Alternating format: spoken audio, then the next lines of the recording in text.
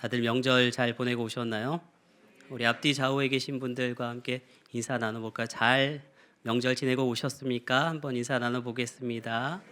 네. 어쨌든 밝게 인사하는 거 보니까 다들 잘 넘어가신 거, 아니 잘 지내고 오신 것 같습니다.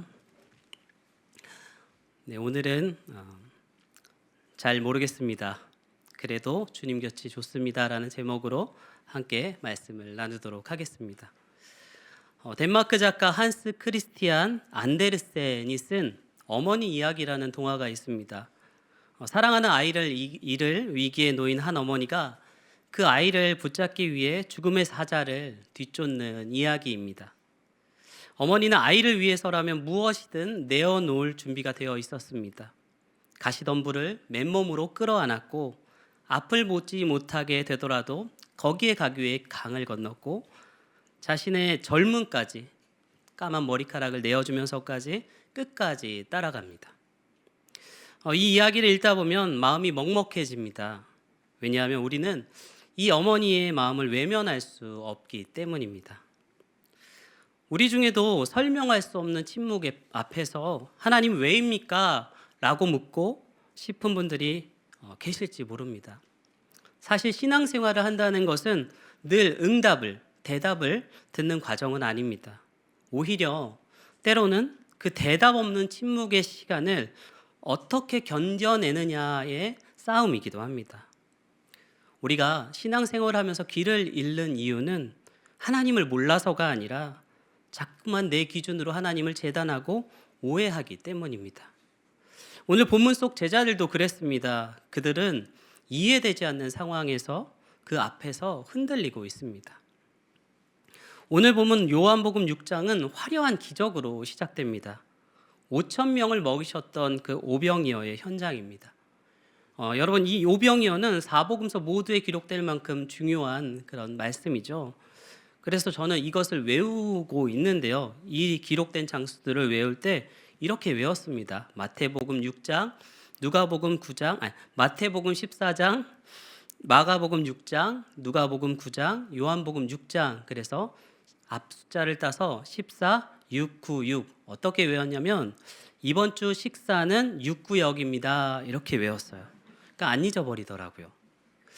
이 사복음서에 모두에 기록될 만큼 대단한 기적이었습니다. 수많은 무리가 예수님께 열광했습니다. 이분이야말로 우리의 경제 문제를 해결해 줄 분이시다. 이분만 따르면 우리가 다시는 굶을 일은 없겠다. 그들은 예수님을 억지로 붙들어서 임금 삼으려 했습니다. 사람들에게 예수님은 내 필요를 채워주는 유능한 도구였습니다. 그런데 기적의 배부름이 가시기도 전에 예수님은 찬물을 끼얹는 듯한 말씀을 하시죠. 썩을 양식을 위해 일하지 말고 영생의 양식을 위해서 하라. 내가 곧 생명의 떡이다. 내 살을 먹고 내 피를 마셔야 한다. 사람들의 기대가 완전히 무너지는 순간입니다. 그들이 원한 건 자신들의 눈에 보이는 빵이었지 보이지 않는 영생 같은 게 아니었거든요. 여기서 우리가 주목할 장면이 있습니다. 60절을 보시면 그냥 같이 있는 많은 무리들만 당황한 것이 아닙니다. 그들 중 제자들 중 여럿이 말했다라고 말하는데 이렇게 합니다. 이 말씀은 어렵도다. 누가 들을 수 있느냐라고 말하고 있다라고 하죠. 여기서 어렵다라는 말은 그들의 지식이 모자랐다라는 뜻이 아닙니다. 헬라어로는 스크레로스라는 단어인데 이 말의 뜻은 거칠다, 가혹하다 혹은 불편하다라는 뜻을 가집니다. 그러니까 예수님의 그 말씀은 제가 듣기엔 너무 부담스럽습니다. 제 입맛에는 맞지 않습니다. 라는 거부감입니다. 결국 구경꾼인 군중들뿐만 아니라 주님을 따른다던 많은 제자들 중에서도 많은 사람들이 떠나갔습니다. 그리고 다시는 주님과 함께 다니지 않았다라고 성경은 기록합니다. 기적은 많은 사람들의 환호를 만들었는데 말씀은 사람을 떠나가게 했습니다. 예수님 곁이 점점점 비어가기 시작합니다. 그때 예수님이 남은 12제자를 바라보십니다. 그리고 묻습니다. 너희도 가려느냐? 이 질문은 2000년 전 제자들에게만 던져진 질문이 아닙니다. 오늘 우리에게도 동일하게 던져진 질문이죠. 우리가 살아가는 세상은 참 냉정합니다. 나에게 이익이 되면 머물고 조금이라도 손해가 될 것 같으면 미련 없이 등을 돌리는 관계들에 익숙해져 있습니다. 그래서 이런 단어들이 있죠. 손절이라는 단어 들어보셨나요? 그런데 오늘 성경을 보니까 주님 곁에 있던 제자들도 그 마음과 크게 다르지 않았던 것 같습니다. 주님의 말씀이 내 기대와 다르고 내 삶의 문제를 해결해 주기는커녕 오히려 그 말씀을 듣자 마음이 무거워지고 불편하게 느껴지자 그들은 하나둘씩 자리를 뜨기 시작했습니다. 주님을 미워해서가 절대 아닙니다. 그저 감당할 실력이 안 되었고 당장 내 눈앞의 빵이 더 절실했기 때문입니다. 어쩌면 이 제자들의 모습이 바로 저와 여러분들의 모습 아닐까요? 우리도 주님이 은혜를 베푸실 때는 세상 누구보다 뜨겁게 찬양하지만 이해되지 않는 침묵이 길어지면 마음이 조급해지고 나도 모르게 주님 곁을 떠날 준비를 하고 있습니다. 그렇게 마음에 뒷걸음질을 치고 있는 모습들을 보게 되죠. 하지만 여러분 너무 자책하지는 마십시오. 우리가 그런 연약한 존재라는 걸 주님은 누구보다 잘 알고 계십니다. 신앙이 내 입맛에 맞는 것만 골라 먹는 그런 뷔페가 되면 좋겠지만 사실 진짜 신앙은 내 마음을 칼로 베는 듯한 아픈 말씀 앞에서도 도무지 납득할 수 없는 그 하나님의 막막한 상황 속에서도 하나님이 주신 막막한 상황 속에서도 그저 주님이니까 그 자리에 머물러 있는 것입니다.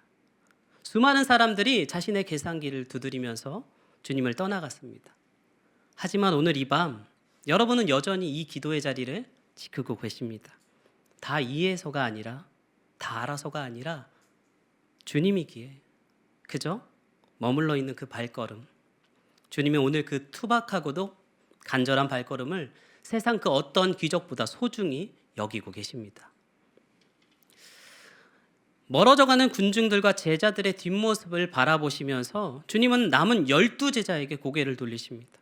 그리고 묻습니다. 너희도 가려느냐?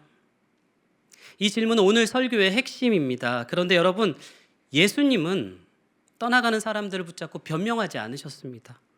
조금만 기다려봐. 내가 조금 더 쉽게 설명해 줄게 라고 설득하지도 않으셨습니다. 오히려 남은 자들에게 선택의 기회를 주시고 계세요. 사실 이 질문은 예수님이 떠나가는 사람들 때문에 자신이 외로워져서 탄식하는 질문이 아닙니다. 이것은 사랑의 본질을 묻는 질문입니다. 너희도 저들처럼 나를 도구로만 보느냐? 아니면 나 자체를 사랑하느냐? 주님은 우리의 중심을 향해 묻고 계십니다. 빅터 위고의 레미제라블을 보면 장발장은 자신을 용서해준 미리의 신부의 사랑을 끝내 이해하지 못합니다. 왜 죄인인 자신을 위해서 은그릇을 내어주었는지, 그리고 왜 자신을 대신해서 그 책임까지 떠맡아서 그 책임을 떠맡는지 도무지 이해할 수 없었습니다. 이해하지 못했습니다. 하지만 그는 평생 그 신부의 사랑에 붙들려서 살았습니다. 그 사랑을 다 이해해서가 아닙니다. 그 사랑에 압도되었기 때문입니다. 우리 신앙도 그렇지 않습니까? 우리가 다 알아서 여기까지 온 것이 아닙니다. 이해되지 않는 순간이 있었고 납득될 수 없는 기도의 밤이 있었지만 그럼에도 불구하고 우리를 떠나지 않으시는 그 사랑에 압도되어서 오늘 이 자리에 서 있는 것입니다. 바로 그 사랑 앞에서 한 사람이 입을 엽니다. 모두가 떠나가던 그 자리에서 베드로가 고백합니다. 예수님이 너희도 가려느냐라고 물으실 때 베드로가 대답합니다. 주여, 영생의 말씀이 주께 있사오니 우리가 누구에게로 가오리이까? 베드로는 방금 하신 말씀을 제가 이제 100% 깨달았습니다 라고 하지 않았습니다. 이제 모든 의미는 시원하게 풀렸습니다 라고도 하지 않았습니다. 여러분, 베드로가 지금 예수님의 말씀이 다 이해가 돼서 믿겠다고 하는 게 아닙니다. 베드로의 고백은 이 머리로 하는 항복이 아니라 마음으로 하는 고백입니다. 아마 베드로의 마음도 이랬을 겁니다. 주님, 솔직히 방금 하신 말씀, 살과 피를 먹으라는 말씀 참 어렵고 난해합니다. 두렵습니다. 하지만 제가 주님을 떠나 어디로 가겠습니까? 이제 이해는 안 되어도 주님 곁이 아니면 저에게는 생명이 없습니다. 이것이 베드로의 진심이었습니다. 여러분, 사랑은 모든 것을 이해하는 것이 아닙니다. 사랑은 이해되지 않아도 그 자리에 머무는 것입니다. 여러분, 저도 결혼 전에 아내를 만날 때 이해하려고 노력했지만 잘 안 되더라고요. 제 아내라고 저의 모든 게 이해가 됐겠습니까? 안 됩니다. 그럼 어떻게 결혼했을까요? 제 아내가 6글자로 결혼의 이유를 이렇게 말하더군요. 에라 모르겠다. 어쩔 수 없다는 것이죠. 이해는 안 되지만, 정말 계산도 안 서고 이해는 안 되지만 사랑하니까 인생을 맡기는 것입니다. 우리 삶도 똑같습니다. 기도가 응답되지 않을 때, 인생의 고비마다 찾아오는 그 막막함이 우리를 짓누를 때 주님은 우리에게도 똑같이 물으십니다. 너도 가려느냐? 남들처럼 원망하고 떠나겠느냐? 아니면은 이해되지 않는 나를 끝까지 신뢰해 보겠느냐? 그때 베드로처럼 고백하면 좋겠습니다. 주여, 영생의 말씀이 주께 있사오니 우리가 누구에게로 가오리까? 아마 다 이해하지 못했을 거예요. 말하자면, 주님, 제가 다 이해할 수는 없지만 그래도 주님 곁이 제일 좋습니다. 주님 없는 세상은 저에게 생명 없는 세상이기 때문입니다. 이 투박하고 막막한 신뢰의 자리가 바로 하나님이 일하시는 통로가 됩니다. 그런데 여러분, 베드로가 이 멋진 고백을 하고 나서 어떻게 되었습니까? 우리가 잘 아는 대로 그는 얼마 지나지 않아 예수님을 모른다고 3번이나 부인하며 처참하게 무너집니다. 베드로의 대답은 분명 진심이었지만 그의 실력은 그 고백을 감당할 만큼 강하지 못했던 것이죠. 우리와 참 비슷하지 않습니까? 이 밤에 우리가 뜨겁게 기도하며 주님 절대 떠나지 않겠습니다 외치지만 당장 내일 닥쳐진 현실에 또다시 무너지고 비겁해질지 모릅니다. 하지만 그 절망의 자리에 복음의 반전이 있습니다. 베드로는 주님을 떠났지만 주님은 단 한 번도 베드로를 떠나지 않으셨다는 사실입니다. 부활하신 주님은 디베랴 바닷가에서 고기 잡던 낙심한 베드로를 다시 한번 찾아오십니다. 그리고 너 그때 왜 나를 떠났니?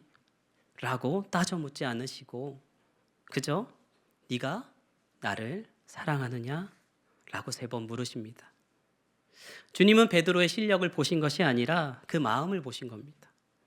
여러분, 신앙은 내가 주님을 붙드는 실력이 아닙니다. 나를 결코 놓지 않으시는 그 지독한 사랑에 붙들려 있는 것입니다. 도입부에 말씀드린 동화 속 어머니도 그랬습니다. 어머니는 마침내 죽음의 정원에 도착해서 죽음의 사자 앞에서 울부짖습니다. 내 아이를 돌려주십시오. 당신이 데려간 내 아이를 당장 내놓으라고 소리칩니다. 그때 죽음의 사자가 이 어머니에게 환상 2가지를 보여줘요. 한 가지는 한 아이에 대해서 보여주는데, 한 아이가 하나님의 축복 속에서 너무나 행복하게 자라는 모습이었고, 다른 한 아이의 모습을 보여주는데 그 아이의 모습은 세상의 모진 고통과 비극 속에서 처참하게 무너지는 모습이었습니다.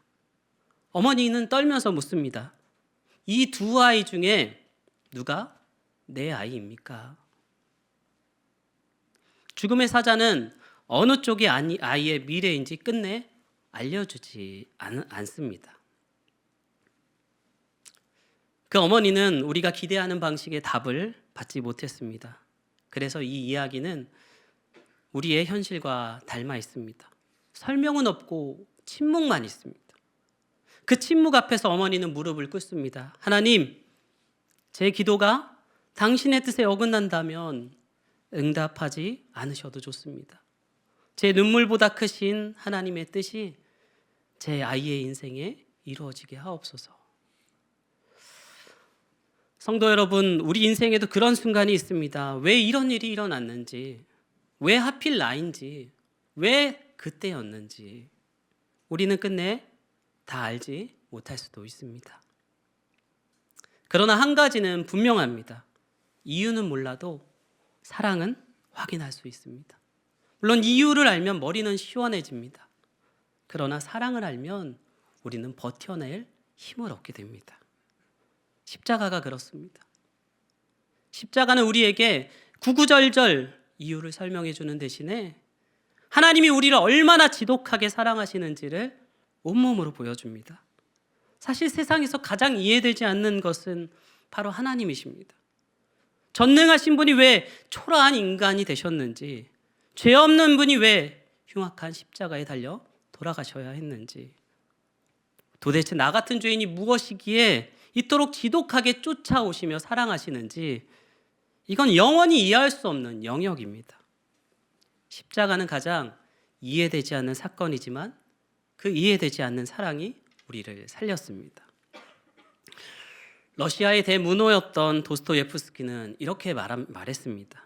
설령 그리스도가 진리 밖에 있다고 누가 증명한다고 하여도 나는 그 진리보다 그리스도를 택하겠다. 논리가 다 맞지 않아도, 설명이 완전하지 않아도, 내 머리로는 이해되지 않아도 나는 그분을 떠나지 않겠다라는 그런 고백입니다. 사랑하는 성도 여러분, 우리가 주님 곁에 남아있는 이유는 우리가 강해서가 아닙니다. 우리가 아직 죄인 되었을 때에 그리스도께서 우리를 위하여 죽으심으로 하나님께서 우리에 대한 자기의 사랑을 확증하셨느니라. 여러분, 십자가를 바라보십시오. 거기에 모든 질문에 대한 대답이 있습니다. 내가 너를 이토록 사랑하기에 지금 너의 고통을 함께 겪고 있단다. 이 십자가를 기억할 때 우리는 비로소 이해되지 않는 현실을 견뎌낼 힘을 얻게 됩니다. 이제 말씀을 맺겠습니다. 기도는 여전히 공허한 메아리 같고 하나님은 멀리 계신 것만 같으십니까? 하지만 오늘 본문을 보십시오. 이해가 안 돼도 남은 자들을 통해서 주님은 역사를 시작하셨습니다. 믿음은 이해가 끝낸 뒤 시작하는 것이 아닙니다. 이해되지 않아도 머무는 것입니다. 오늘도 주님은 우리에게 묻고 계십니다. 너도 가려느냐? 이 질문 앞에 이렇게 고백하면 좋겠습니다. 주님, 다 이해되진 않습니다. 잘 모르겠습니다. 그래도 주님 곁이 제일 좋습니다. 주님 곁에 있겠습니다. 이 한마디면 충분합니다. 우리가 주님을 붙드는 것이 아니라 주님이 우리를 붙들고 계시기 때문입니다. 그러니 이해되지 않는 오늘을 지나 붙들린 사람답게 다시 삶의 자리로 걸어가는 저와 여러분이 되기를 주님의 이름으로 축복합니다. 아멘.